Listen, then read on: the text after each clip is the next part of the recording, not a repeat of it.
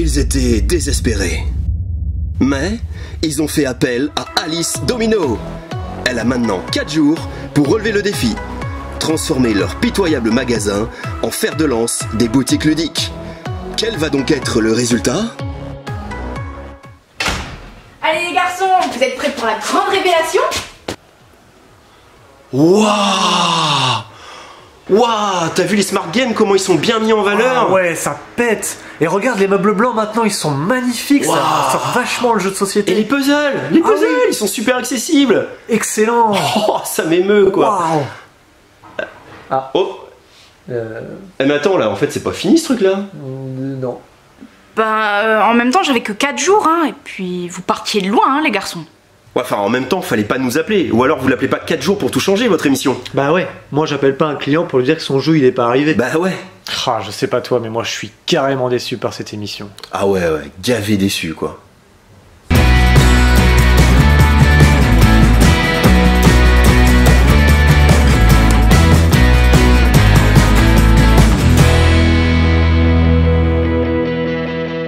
C'était notre petite manière humoristique à nous de vous faire comprendre que nous sommes encore en travaux actuellement, même si on continue à faire des ventes à distance, comme il se doit dans cette période de confinement, qui malheureusement, nous l'avons appris, risquerait de durer jusqu'au moins 15 mai, n'est-ce pas Alex? Ouais. Comment vas-tu malgré cette mauvaise nouvelle? Ça va, ça va. Ça va? Et écoute, en tout cas, merci à vous de tout votre soutien. On vous le répète chaque semaine, mais ça nous fait très plaisir et ça nous permet de continuer notre activité. On s'occupe aussi, quand il n'y a pas trop de coups de téléphone, à faire ce que vous verrez peut-être en vous baladant dans le magasin avec nous. Nous, on en est très satisfaits et on pense qu'à la fin, à la réouverture, vous verrez, ce sera plus joli qu'avant. Et ça aura moins servi à ça, ce confinement. Oui. À la fin de cette vidéo du vendredi, qui est légèrement chargée, on va dire que la plupart des éditeurs lève le frein, enfin mettre le frein plutôt sur les sorties, donc il va y avoir des trucs, mais c'est pas la folie non plus, mais c'est sympa, et des petites infos aussi qu'on vous donnera, donc ça va pas durer longtemps, suivez-nous dans le magasin et retrouvez peut-être quelqu'un qui n'a pas été là depuis bien longtemps. Ce teasing passé, ce message vous sera présenté à la fin de la vidéo en avant-première. Vous voyez, c'est encore un kit, ce qu'on appelle le Work in Progress. C'est un jeu qui nous a énormément plu, parce que vous verrez à quel point il est original et intéressant. Voilà, ceci dit, on commence la vidéo du vendredi. Ouais. C'est parti. Allons-y. Alors, bon, Pete, pour ceux qui connaissent pas, c'est un jeu complètement frénétique, une espèce de jeu des 7 familles, où vous allez essayer de retrouver les cartes qui vous manquent en les criant, comme ça on se croirait à la bourse. On fait 2, 2, 2, 3, 3, 3, on s'échange des cartes, etc. Et dès qu'on a une famille, on appuie sur le petit buzzer. Pete, c'était plus dispo depuis bien longtemps. Avant, c'était un jeu chez ReproProd avec des vaches. Bon, bah là, maintenant, je crois qu'ils ont gardé un peu le thème des vaches, mais un peu moins dessin animé. Il y a toujours la petite sonnette. C'est rigolo. En petit jeu d'ambiance, Pete, c'est chouette de le voir revenir en magasin. Ensuite, je me balade et j'espère que je n'oublie rien parce que j'avance par là jusqu'à Monsieur Trouve. Alors Monsieur Trouve, c'était la grosse sortie Gigamic. Alors c'est un jeu pour les fans de cinéma. Clairement, hein, Alex, oui. Il faut avoir une bonne culture cinématographique, mais c'est rare les jeux qui font appel à la culture cinématographique. Donc si vous aimez le cinéma et l'observation, alors voici Monsieur Trouve. Alors vous voyez tout ça, c'est toutes les fiches que vous allez trouver dans la boîte. Oui. Hein, on voit bien. Il y en a 80. Voilà, c'est ça exactement. Et elles sont toutes... Voilà, plein de dessins, plein de détails. Pourquoi? C'est un jeu d'observation où il va falloir aller dans le détail parce que vous allez, en fonction de l'image, alors nous on a pris celle-là, voilà, que vous voyez, on vous la laisse observer un petit instant. Et ensuite, soit ça joue équipe contre équipe avec ces jolies petites chaises, moi je trouve trop sympa ces chaises de réalisateur, ça indique votre couleur. Et donc quand ce sera votre tour, vous devrez répondre aux questions de votre couleur. Si je suis le rouge, je dois répondre aux questions rouges qui me sont lues par un joueur d'une autre équipe. Oui.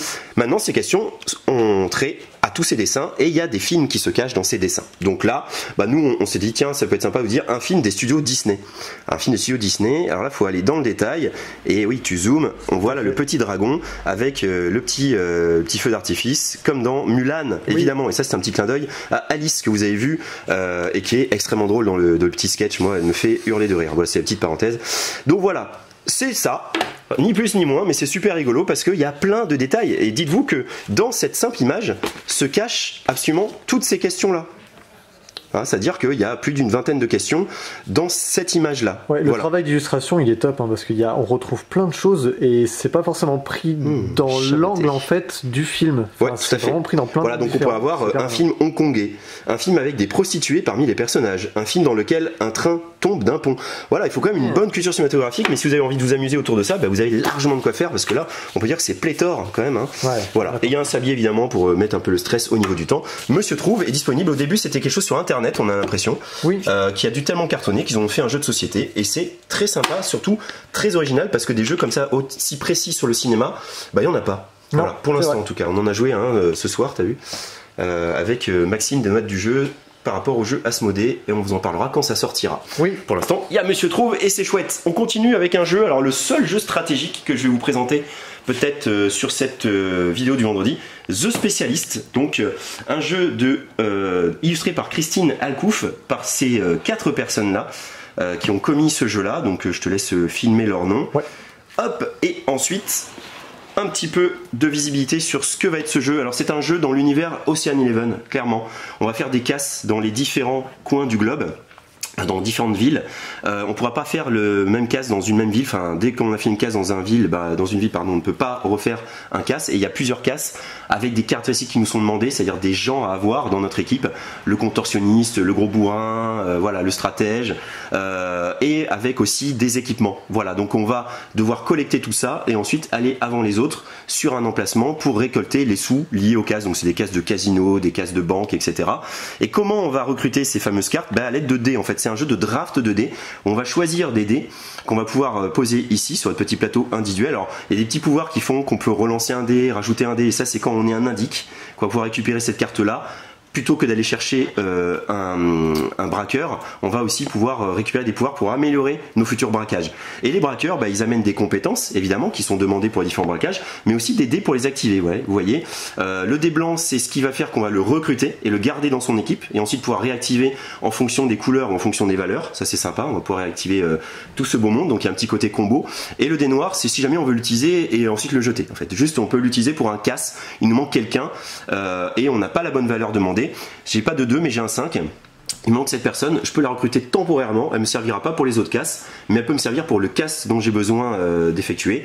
Et tout ça est fort agréable, voilà, petit jeu de draft 2D dans un univers braquage à la Ocean Eleven, The Specialist, voilà, avec une boîte qui fait très Ocean Eleven, et qui est donc maintenant disponible au magasin. On passe par là, vous voyez, un petit peu, là on a un petit peu nettoyé tout ça, mais là on va changer les meubles qui sont là, donc pour l'instant on a détaché celui-là.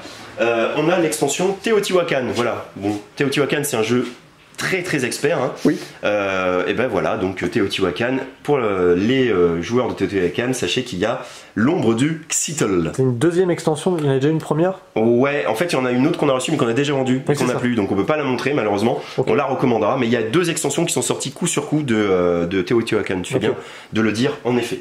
On passe de là-bas, sur cette petite talanquère sur laquelle trône en un mot, alors en un mot, malin, parce qu'on va repenser à un petit jeu qui a cartonné à tel point qu'il est en rupture, le fameux mot malin. C'est un jeu d'association de mots, clairement, sauf que c'est pas un côté abscisse et ordonné. Vous allez avoir des cartes et vous allez décaler la carte du dessous qui va vous indiquer les numéros des mots que vous allez devoir associer. Il y a de la difficulté, c'est-à-dire qu'on peut associer que 2 mots, 1 et 6, et on peut jouer en plus difficile, et là on devra associer les 3 mots, 1, 6 et 3. Je vais prononcer un mot, donc là j'ai chat et enfant, je vais dire les, et ensuite je vais montrer ma carte, et les joueurs vont devoir trouver quels étaient les 2 mots qui ont fait mon indice. Voilà, c'est mot malin finalement, donc si vous cherchez mot malin, vous en avez un, avec un peu plus de difficulté parce qu'on peut faire une triangulaire, voilà, et pas le côté abscisse ordonnée, mais encore un jeu qui joue avec les mots et les associations d'idées. C'est agréable, et c'est par Rune Édition, et c'est de Fedor Korsenkov, et dessiné par Aloda, mais ils ont tous des noms, c'est impossible quand même. Ouais, pour 2 à 6 joueurs, je crois. Pour 2 à 6 joueurs, ouais, exactement. Je crois que tu as raison. De 2 à 10 joueurs. À partir de 8 ans, évidemment, il faut avoir un peu des associations d'idées. Et c'est 15 minutes la partie, c'est des parties dynamiques. Ok. On va passer de l'autre côté, alors non pas pour vous reparler de The Great Race, même si j'adore ce jeu et que j'aurais envie encore de vous en reparler tellement c'est chouette, tellement ça raconte une aventure, une épopée. Non, c'est pour vous dire qu'on a toujours la fameuse extension solo qui vous plaît tant. Voilà, donc on a reçu une nouvelle cargaison, la dernière, mais qu'en plus, on voulait vous en faire gagner une boîte. Voilà, parce que Platypus, l'éditeur, a eu la gentillesse de nous envoyer des petites choses qui peuvent vous faire envie. Donc, on va vous faire gagner la boîte solo, hein, donc avec les suffragettes également, mais on va aussi vous faire gagner la petite extension qui fait qu'il y a de la tension dans certaines villes dans lesquelles vous allez atterrir, tu vois. Si tu es dans une ville bleue comme ça, et là tu as ton niveau, il est à 2, on va dire. Si tu fais plus que 2, tu vas devoir payer pour pouvoir sortir de la ville. Okay. Donc tu vas essayer aussi d'améliorer tes relations avec les différentes couleurs de ville. Ça rajoute un petit peu d'aléatoire parce qu'il y a un petit peu de chance au dé. Ça va faire dépenser des sous pas mal parce que tu vois, je dépense 10 francs pour passer de 1 à 2, 10 francs pour passer de 2 à 3 et ainsi de suite, 30 francs pour passer de 3 à 4. Ça va être de plus en plus cher, mais je vais être de plus en plus sécure et pouvoir quitter mes villes sans perdre de tour, évidemment. Cela dit, si on a besoin de sous, eh ben on a l'autre extension qu'on vous propose qui s'appelle Mécène, qui va vous permettre en fait, hop, de gagner des sous. Voilà, tout bêtement. Vous allez avancer sur cette piste-là, et au moment où vous allez faire appel à votre mécène, et vous allez repartir à zéro et valider les sous que vous avez gagnés jusque-là. Okay. Donc ça c'est chouette, c'est 2 petites extensions offertes. Et puis parce que voilà, on n'est pas bagel, je vous rajoute des billets de 30 francs. Voilà, puisque c'est comme ça, on est sympa et Platypus est très sympa avec nous aussi. Donc pour gagner tout ça, alors ce qu'on vous propose, c'est que ce concours on l'ouvre à Bordeaux, évidemment, enfin ou les environs pour venir chercher la boutique. Mais on a eu le cas sur Warp's Edge. Si vous voulez participer au concours et que vous n'êtes pas de Bordeaux, vous pouvez participer au concours, mais les frais d'envoi seront à votre charge. Voilà. Cela dit, il y a quand même des trucs assez rares à gagner. Oui. Donc si vous êtes motivé, que vous êtes prêt à payer les frais d'envoi qui s'élèvent à 6 €, voilà, puisqu'on a l'habitude de faire des envois, donc ça c'est 6 €, et ben vous pouvez jouer aussi. Donc vous n'êtes pas limité, même si vous n'êtes pas de Bordeaux, parce qu'on sait qu'on est regardé par d'autres villes en France et ça nous fait fort plaisir. Voilà, The Great Race. Quelle est donc la question? Alors il y en a deux, voilà, je me suis fait plaisir. Alors déjà, dans un premier temps, vous savez que l'éditeur s'appelle Platypus. Le platypus est un animal qui a un autre nom. Voilà, vous allez mettre quel est l'autre nom du platypus. Voilà, qui est. Et en deuxième, cette extension solo a été inventée par Martin Montreuil, que l'on salue parce qu'il nous a salué aussi dans sa vidéo sur jeux de société. Et sur quelle chaîne YouTube travaille Martin Montreuil? Voilà, c'est fait. Maintenant, vous mettez les deux réponses. Quel est l'autre nom du platypus? Sur quelle chaîne YouTube exerce Martin Montreuil, que l'on salue encore au Canada? Et vous mettez tout ça, tirage au sort, vous êtes tiré au sort, vous gagnez tout ça, vous n'êtes pas de Bordeaux, vous rajoutez 6 €, vous le recevez quand même. Voilà. On continue, Alex, oui. Et on avance vers un peu un petit relooking, c'est sympa, on va s'arrêter un petit peu sur le rayon 2 joueurs, vois-tu, ouais. Qu'on a agrandi sur 3 mètres, parce que ça poussait le rayon 2 joueurs. Et voilà, donc du coup on a plus de visuels, on est content. Et ça me permet de voir Under Falling Skies, de vous dire que le jeu est en rupture actuellement. Vous voyez, c'est CGE, c'est les mêmes qui avaient fait les ruines de Narak. Donc bah voilà, belote, c'est Under Falling Skies en rupture, donc ne tardez pas trop. Je rappelle que samedi 1er mai nous sommes fermés. Voilà, donc si vous regardez cette vidéo, dites-vous qu'il n'y a qu'aujourd'hui vendredi pour commander tout ça. Under Falling Skies étant fait, on va enchaîner avec Chronicle of Crime 1900. Chronicle of Crime, on peut pas trop vous le monter parce que ça va spoiler forcément, mais quel est le principe de Chronicle of Crime? C'est une sorte de unlock qui aurait rencontré un Sherlock. Voilà, oui. Sherlock Holmes. C'est-à-dire qu'on a le côté enquête, mais on a le côté application qui va faire que là, dans ce cas-là, on va scanner des choses, on va associer des choses. Par exemple, on va dire, on va scanner cette personne, il va dire oui, qu'est-ce que je peux faire pour toi? Et on va scanner ce bouquin. Et il va dire ah oui, ce bouquin, je l'ai acheté dans une braderie, j'étais en effet avec la personne, blablabla. En fait, voilà. Et on va prendre des petites notes et on va commencer à répondre aux différentes questions qu'on peut se poser et qu'on nous a posées par notre inspecteur-chef qui nous envoie. Et ensuite, à un moment, si on se dit que ça vaut le coup d'aller au commissariat pour faire notre rapport, eh ben on va répondre aux questions et il va nous dire qui, à votre avis, a commis le crime. Eh ben on va scanner cette personne. Si c'est bon, il va continuer à poser des questions. Si c'est pas bon, on va dire votre enquête, elle semble avoir été un peu bâclée. Retournez sur le terrain. Ce qui est très sympa dans Chronicle of Crime 1900, déjà c'est l'ambiance, puisque Chronicle of Crime au début c'était de nos temps. Enfin, oui. Ensuite il y a eu 1400. Là c'est l'époque des Templiers. Et là maintenant c'est 1900. L'ambiance est super bien rendue. Ce qui est toujours très impressionnant dans Chronicle of Crime 1900, dont toute la gamme Chronicle of Crime, c'est l'application qui fait qu'à un moment on va avoir une scène de crime en 360 degrés sur votre écran. Ouais. Ça c'est super impressionnant et on va le décrire aux autres qui vont prendre les petites cartes, qui vont dire ah, ouais j'ai vu un livre, ok la carte livre je la pose là. Après on ira scanner, on ira interroger les gens, on ira sur différents lieux sur lesquels on rencontrera d'autres personnes. C'est super bien fait. Les règles s'apprennent toutes seules parce qu'il y a un scénario didacticiel en fait. Un peu comme Unlock, comme ça, un petit scénario d'apprentissage où vous avez toutes les règles et puis l'ambiance est super bien rendue. Sachez que c'est une gamme qui cartonne, donc il y aura Chronicle of Crime 2400, ce sera dans le futur. Et alors, sachez-le, il y aura un spin-off Time Stories et Chronicle of Crime et ça va envoyer du lourd. On passe à côté sur la table bancaire pour vous montrer quelque chose qui n'est pas encore arrivé, mais qui arrive demain. C'est l'extension Warp's Edge, Menace Viren. Attention, c'est une extension extrêmement limitée, on a eu 15 boîtes. Pas plus, et je crois qu'il n'y en aura pas d'autres. Donc si vous le voulez, appelez-nous et mettez-le de côté pour le réserver si vous voulez être sûr de l'avoir et que vous aimez comme nous Warp's Edge et ce côté backbuilding super brainy et très difficile à gagner. Vous en aurez du coup 14, c'est ça? Oui, 14, parce que moi j'ai déjà réservé le mien. C'est comme ça. Oui, la part du roi. Non. Oui, il y en aura 14 pour de vrai. Mais En tout cas, c'est très limité et on a eu beaucoup de chance de l'avoir. Donc n'hésitez pas, si vous avez autant aimé Warp's Edge que nous et que vous voulez encore lui rajouter, cette extension amènera des nouveaux vaisseaux ennemis et des nouveaux vaisseaux pour vous. Voilà. On continue, on va passer de l'autre côté dans les jeux coopératifs. Ouais, on voit que là on a changé tout ça. Oui. Voilà, parce que c'est plus joli, c'est plus clair. Pour les anciens, vous verrez que les meubles ont changé. Exactement, c'est blanc. Place aux puzzles qui ont bien... Et oui, ils sont beaucoup plus atteignables, comme vous l'avez vu dans le petit sketch. Et un grand retour, d'un jeu, alors on va bien te voir là je pense si tu filmes. Cthulhu Death Medaille, jeu coopératif, scénarisé. Oui. Rob Davio, s'il vous plaît, celui qui a fait Pandemic Legacy. Eric Lang, s'il vous plaît quand même, ça c'est Blood Rage, enfin c'est tous les jeux de la gamme, de la grosse gamme. Et que tout le Death Medaille, tu vas nous expliquer un petit peu parce que toi tu y avais joué un petit peu. Oui, j'ai joué il y a quand même assez longtemps parce qu'après il est tombé en rupture. Mais en gros, il y avait plusieurs scénarios avec différentes entités de. Forcément, c'est l'univers de Lovecraft, donc du coup, il y avait tout cet univers Cthulhu qui était extrêmement bien représenté. Et ce qui est génial en fait dans le jeu, ce que je retiens surtout, c'est que comme souvent dans l'univers Lovecraft, c'est que votre personnage que vous jouez, il commence toujours avec une sorte de contrainte particulière par rapport à sa psychologie. Et plus vous partez dans la folie, plus vous boostez vos compétences. Mais si jamais votre folie est au maximum, vous mourrez, vous perdez la partie. Donc il faut faire hyper gaffe à ça. On peut essayer justement de fouiller dans les différentes salles. Et notamment quand vous fouillez, en fait, vous récupérez des cartes que vous allez pouvoir placer à gauche ou à droite de votre personnage. Et les capacités sont différentes en fonction de si vous vous placez à gauche ou à droite.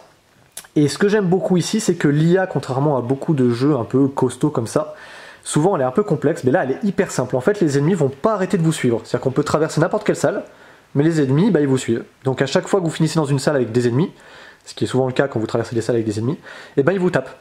Si par contre il n'y a personne, vous êtes tranquille et vous pouvez fouiller. Mais c'est hyper malin. Franchement, le jeu il tourne, il est hyper facile d'accès. Il a bien fonctionné et il était en rupture depuis très longtemps. Ah ouais, il a de très jolies figurines, en plus des petites et des très grandes pour faire les grands méchants de l'univers de Cthulhu. Ouais, le plateau vraiment de base se fait comme beaucoup de jeux comme ça, un peu à la Assaut sur l'Empire et puis Descent. C'est les petits plateaux, c'est ça en fait, c'est les petits plateaux qui assemblent un grand plateau. Et les fiches de personnages sont hyper claires. Franchement, il n'y a jamais eu de mémoire des gros points de règles où on a passé 3 heures à chercher les règles.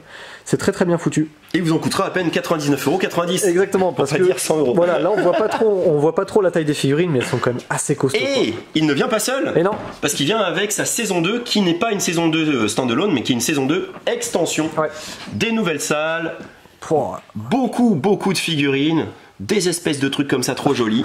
Non, c'est vrai, on n'a pas eu trop le temps de voir ce que ça faisait. Mais en tout cas, voilà. Il y a plein de nouveaux persos, je vois, et plein de nouvelles créatures. Un jeu coopératif qu'on peut jouer jusqu'à combien de joueurs? Jusqu'à 5 joueurs, de 1 à 5 joueurs, 90 à 100 minutes la partie, et encore une fois Rob Davio et Eric Lang derrière tout ça, c'est du lourd. Voilà, la vidéo touche à sa fin, on va se retrouver derrière le comptoir juste pour parler de Magic. Ouais. Voilà, it's a kind of magic. Et oui, les commandeurs, ils n'arrivent jamais à se mettre d'accord sur le format. Non. Voilà, puisque bon ça c'était le format, maintenant c'est ce format là, donc c'est Strixhaven qui est disponible, avec les decks commandeurs, les boosters que j'ai là, voilà. Oui. Hey Alex, viens. Qu'est-ce qui se passe? C'est le retour d'Antoine, visiblement, qui veut nous montrer quelque chose. Ah oui, c'est le chantier, c'est ça que tu veux nous montrer? C'est pas le chantier. J'ai l'honneur de vous présenter, salut YouTube, l'extension de jeu des cartes Bordeaux. Waouh. Eh ouais, waouh. Ah ouais. Waouh. Ah mais il est là, le jeu la de figurine, rôle. filme par ici, regarde. D'accord. Mémoire 44, tu continues, on avance. Le trône de fer. Assaut sur l'Empire. X-Wing. Star Wars Légion, ils sont tous là, il y en a encore dessous, je vous ai pas montré. Ça c'est l'espace figurine, il n'y a pas que l'espace figurine, non. La peinture. Ici il y a de la peinture. Ici il y a de la peinture. Ici il y a encore de la peinture, waouh. Punaise. Il y a même de la colle, c'est génial. Et pour finir, évidemment, vous en doutez, le coin livre. Alors j'ai pas dit le coin jeu de rôle parce qu'il y a certes les jeux de rôle, mais il y a aussi les livres aventures, et c'est important, ils sont là. Beaucoup plus de place qu'avant, ça va être encore mieux rangé parce que c'était déjà très bien rangé, mais là ça va être encore mieux. Et puis il n'y est pas encore, mais là-bas vous voyez les planches là, il y aura le fauteuil, j'ai envie de dire mon fauteuil, où je viendrai vous présenter l'actualité jeu de rôle. Il me tarde, ça va être génial. Oui. Puis en parlant d'actualité jeu de rôle, hop là, transition. Tout à fait. Il est fort, il est génial. Donjons et Dragons, le nouveau volume. Les contes du portail béant. Alors qu'est-ce que c'est que ce volume-là? C'est un recueil d'aventures, tout simplement. Dedans, vous avez vous avez 7 aventures. Wow. 7 aventures orientées donjons. Donc il va y avoir beaucoup de portes, il va y avoir beaucoup de monstres, il va y avoir beaucoup de trésors. Forcément, c'est pour les MJ et les joueurs qui ont envie de faire du donjon, qui ont envie de arpenter de sombres couloirs et d'aller taper sur des monstres. Ben voilà, là il y a tout ce qu'il faut. Hop, ça c'est l'actualité, mais elle n'est pas toute seule. On va se décaler par ici. Symbaroum, c'est à la boutique depuis quelques temps, on vous en avait pas parlé, et puis je me suis dit, ben, c'est l'occasion, je vais vous en parler. Elle est là. Alors qu'est-ce que Symbaroum? Eh bien l'univers de Symbaroum, c'est un univers médiéval fantastique, plutôt orienté dark fantasy, sword and sorcery. Alors pour tous ceux à qui ça dit rien du tout, en gros, vous voyez un petit peu l'univers de The Witcher, le sorceleur, des univers assez sombres. Des univers où on n'a pas forcément envie de vivre, mais on a envie de vivre des aventures par contre, et c'est ça qui compte. La gamme Cigare de Symbaroum, elle est super complète. On a le livre de base, nous avons le guide du joueur. Forcément, le guide du joueur est bien épais, donc il y a quand même pas mal de lectures pour les joueurs. Vous saurez pas tout, c'est aussi un univers un petit peu à secret, donc il y a plein de choses à découvrir. Dieu sait qu'on aime ça. Le codex des monstres. Et belles illustrations assez sombres, assez dark. Voilà, cet effet un peu peinture qui est très plaisant. Et puis encore plein de choses. Les couronnes du gardien, eh bien c'est une aventure. C'est même le début d'une aventure en 3 tomes. Donc vous avez les 3 tomes ici qui forment la campagne principale. Et puis bien sûr, voilà, les livres des joueurs, les petites fiches, tout ce qu'il faut comme d'habitude. Hop, ça c'est pour Symbaroum. Mais c'est pas tout, il y a la grosse actu. Et là on se décale par ici. Mais que d'effets de caméra. On a reçu la Elite cette semaine à la boutique et on est très content. Vous voyez, voilà, il y a plein de choses à vous proposer. D'abord, la Elite, qu'est-ce que c'est? Eh bien, c'est une ville avant tout. La Elite, la ville mystique qui a pris naissance dans les pages du Casus Belli. Donc Casus Belli, le magazine de jeux de rôle français, par les mains d'un petit groupe de génies, il faut le dire. Et donc, eh bien, cette ville, elle a pris de l'ampleur, cet univers a pris de l'ampleur au fur et à mesure des pages et des éditions de Casus Belli. Et puis, il fallait compiler tout ça et même, pourquoi pas, rajouter du contenu. Et bien, c'est ce qu'ils ont fait dans cette grosse boîte que vous avez pu voir. Alors, je vous explique rapidement ce que c'est que l'Élite. Je vous l'ai dit, c'est une ville mystique, c'est un univers de jeu de rôle, mais ça peut aussi être un jeu de rôle à part entière. C'est une ville que vous allez pouvoir inclure dans vos campagnes de jeux de rôle d'autres jeux de rôle si vous le souhaitez. Donc, par exemple, si vous faites du Seigneur des Anneaux, du Donjons et Dragons, ou même pourquoi pas l'Appel de Cthulhu, et ben ouais, c'est pas du médiéval fantastique, mais il y a ce côté mystique aussi, donc on va trouver des ponts scénaristiques, il n'y a pas de problème. Vous allez pouvoir inclure cette ville dans vos campagnes, dans vos scénarios, ce que vous voulez. Comme je l'ai dit aussi, elle peut être jouée toute seule parce que cette ville elle est suffisamment foisonnante, pleine de mystères et de dangers que vous pouvez très bien jouer des heures et des heures et des heures et commencer et terminer votre aventure dans la Elite. Plus en détail, je vous parle des bouquins. Il y a ici plus de 500 pages, le livre, la Elite. Donc là, évidemment, ça va vous parler de la ville, les personnages, les lieux, etc. Mais c'est pas tout, il y a aussi des aventures, des cartes, enfin c'est ultra complet. J'ai jamais vu, c'est monstrueux. Vraiment 500 pages d'univers, ça fait très plaisir. Costaud. Nous avons ici la campagne principale avec évidemment, bien sûr, hop, les petits guides du joueur dessous. La campagne principale qui n'est pas venue tout seul, puisque nous avons de ce côté-là le recueil de scénarios. Et donc ce recueil de scénarios, ils ont été modestes parce que c'est pas juste un recueil de scénarios. Là-dedans, vous avez une campagne complète et il y a plus d'une quinzaine de scénarios. Pareil, c'est pas souvent qu'on voit une quinzaine de scénarios compilés dans un volume, c'est très agréable. Non. Et puis bien sûr, le livre de règles, si vous voulez jouer avec les règles de la Elite, dans l'univers de la Elite, en restant dans la Elite, vous avez les règles. Hop là, tout ça c'est dans cette grosse boîte. Tout ça, ben non, parce qu'il y a d'autres trucs dedans. Ah oui. Hop là, il y a plein d'autres choses, il y a des fascicules, des petits guides d'introduction, des posters, des cartes, voilà, ça n'arrête pas. Bien sûr, l'écran du maître du jeu avec son propre fascicule. Le tarot de la Elite. Excellent. Et pour terminer, cette fois-ci, on a fait le tour. Évidemment, vous l'avez vu depuis le début, la carte de la Elite en tissu. C'est très agréable, ça c'est vraiment le goodies, le petit bonus qui fait très plaisir. Tout ça donc c'est dans des packs que l'on peut vous montrer à la caméra, qui sont ici, ils sont emballés, ils sont bullés, ils sont impeccables. Si vous venez les chercher, ils seront en parfaite santé. Ou alors il y a aussi le petit volume, comme ceci. Donc c'est le petit frère de celui-ci, hein, c'est le même, mais en version 2 poches. Vous pouvez l'acheter tout seul si vous ne voulez que l'univers de l'élite. Je dis que c'est déjà monstrueux, donc pourquoi pas, ça s'envisage. Et voilà pour l'actualité de la semaine. Je suis bien content de vous présenter ce lieu. J'espère qu'on va pouvoir vous y accueillir très très vite. J'espère que voilà, vous pourrez rentrer dans la boutique et vous allez pouvoir tester ce canapé. Vous allez pouvoir un petit peu feuilleter les élites. Ça va être bien. Et puis je vous laisse avec Tom qui va vous présenter Last Message. Bye. Voici Last Message, ou plutôt une version démo envoyée par Yellow, qu'on remercie fortement de nous faire partager ces jeux en avant-première. Last Message, c'est un jeu qui va sortir un peu dans le système de boîte de Codenames. Voilà, ce sera le même petit format. Et c'est un jeu qui va être basé sur l'observation. C'est fou tous ces jeux. On a vu Monsieur Trouve, il y a Micro Macro aussi, peut-être que c'est lui qui a ouvert la voie, qui sait. Ouais. C'est un jeu pareil où, comme dans Micro Macro, ça va fourmiller de détails.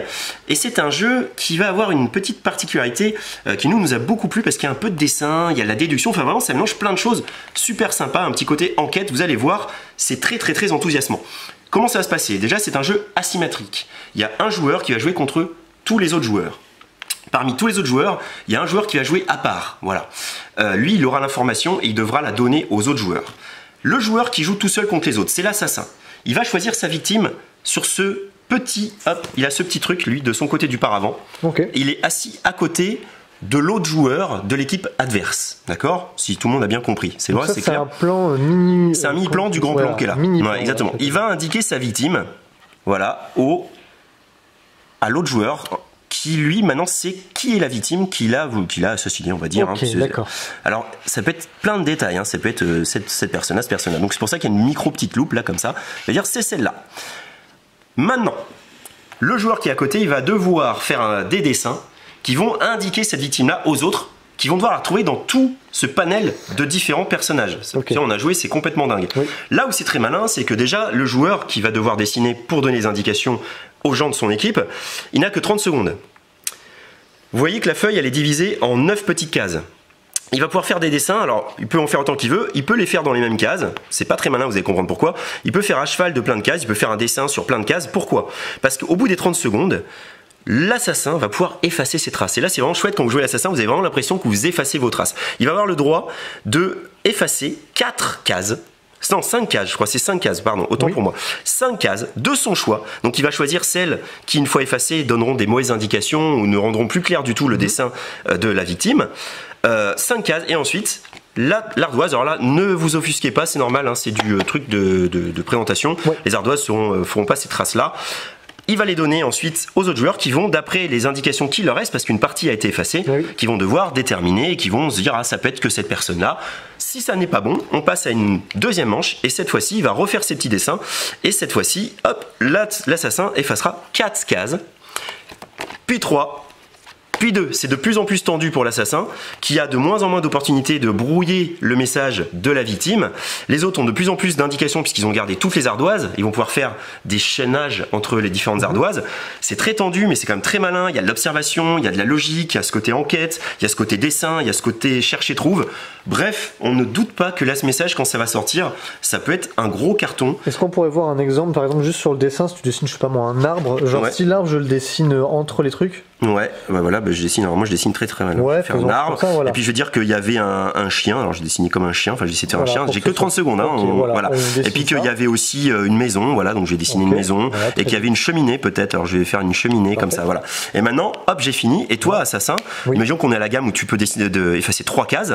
Bah tu vas dessiner, tu vas effacer ça, par exemple. Ça fait une case. Tu vas effacer ça. Une moitié d'arbre. Un chien qui est disparu. Ouais, alors, disons que là j'ai un peu triché. Il devrait rester au moins ça pour que les autres ils disent oh c'est quoi ce petit bout là.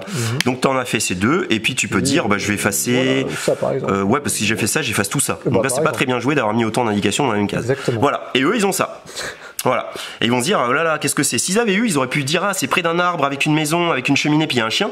Mais là, il va falloir qu'ils fassent preuve d'imagination, quoi. C'est-à-dire que ça, c'est peut-être un chien. Mais en même temps, ils vont le mettre en relation avec les autres trucs que j'ai dessinés. Et peut-être que l'assassin, il avait laissé le chien dans une autre ardoise. Ils vont dire, ah, mais c'est à nouveau le chien. Enfin, bref. Et on va chercher dans tout ça. Ce plan-là. Voilà. Et dans le jeu qui sortira, il y aura plusieurs univers. Hein. Ça, ils nous l'ont dit, Hello. Il n'y aura pas que cet univers-là. Il y aura 4 ou 5 univers qui fourniront de détails et qui seront dans différents époques, en fait, dans différents styles. Voilà. Il y a beaucoup de gens qui ont travaillé sur ce jeu-là dans les dessinateurs. Je ne sais plus, malheureusement, j'ai pas eu sous les yeux, je n'avais pas préparé, je suis navré, ça fait pas très professionnel. Mais en gros, il y avait Martin Wittberg, je crois, de mémoire, qu'on salue, puisqu'ils tiennent la chaîne YouTube Un Monde de Jeux. Voilà, mais j'ai plus les noms, désolé. Mais il y a pas mal de dessinateurs évidemment qui ont travaillé sur ce projet. Et c'est un jeu de Joua Lee et Jung Kim, donc ça nous vient du pays du Moyen-Orient. Tout à fait. Voilà. C'était la petite avant-première un peu pour vous teaser sur ce petit jeu d'ambiance qu'on a hâte qu'il sorte. Alors c'est 2021, pas de date. Okay. Mais en tout cas, ça sent très très bon. Merci de nous avoir suivis jusqu'au bout. Alors le concours est ouvert. On attend vos commentaires pour savoir ce que c'est qu'un Platypus et sur quelle chaîne YouTube est Martin Montreuil. On vous remercie encore une fois chaleureusement. On vous rappelle que samedi on est fermé, donc on attend vos coups de téléphone. Là ça devrait sonner. Il est 12h05, ça ne sonne pas. Voilà, donc merci à vous et à très bientôt. C'est le jeu des cartes Bordeaux. Merci.